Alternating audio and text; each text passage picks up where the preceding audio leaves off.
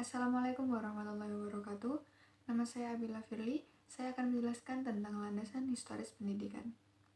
Sejarah pendidikan di Indonesia.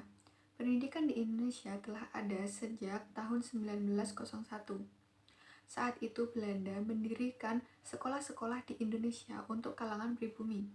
Namun seiring berjalannya waktu, sistem pendidikan di Indonesia sudah mulai berkembang terlepas dari campur tangan Belanda. Lalu, sejak tahun 1930, pendidikan formal ini mulai dikenal hampir di semua provinsi di Indonesia. Setelah kemerdekaan Indonesia tahun 1947, dibentuklah Panitia Penyelidik Pengajaran Republik Indonesia yang beranggotakan 52 orang. Panitia itu bertugas untuk meninjau masalah pendidikan dan mengajar ke anak-anak dari tingkat taman kanak-kanak hingga perguruan tinggi.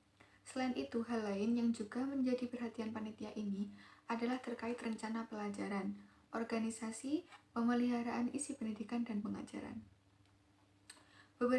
Beberapa hasil usulan dari panitia ini yaitu 1. Pedoman pendidikan dan pengajaran harus diubah secara mendasar. 2. Khusus mengenai pengajaran, diharapkan agar bisa mendapat tempat yang teratur dan seksama. 3. Mengenai pengajaran tinggi disarankan agar diadakan seluas-luasnya. 4. Disarankan agar diusahakan pengiriman pelajar-pelajar ke luar negeri. Setelah sistem pendidikan baru dibentuk, terdapat 4 tingkatan: pendidikan rendah, pendidikan menengah pertama, pendidikan menengah atas, dan perguruan tinggi. Isu-isu problematika historis pendidikan ada masalah pemerintahan pendidikan, masalah mutu pendidikan, masalah otonomi daerah dalam bidang pendidikan, dan masalah kurikulum. Kurikulum pendidikan pada masa Orde Lama, Orde Baru, dan Reformasi. 1. Orde Lama. Pada masa Orde Lama, kurikulum di Indonesia mengalami 3 perubahan. Periode pertama menetapkan kurikulum ditetapkan tahun 1947, berlaku hingga kurikulum tahun 1949.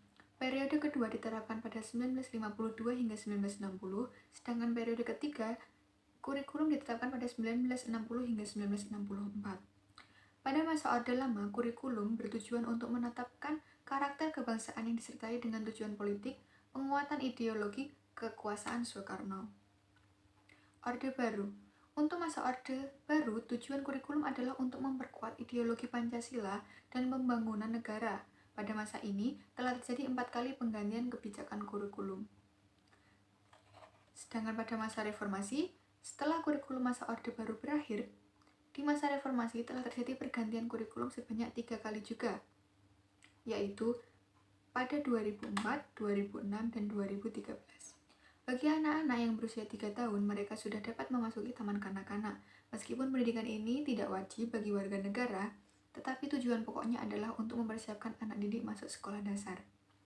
Demikian dari saya, ada kurang lebihnya mohon maaf. Wassalamualaikum warahmatullahi wabarakatuh.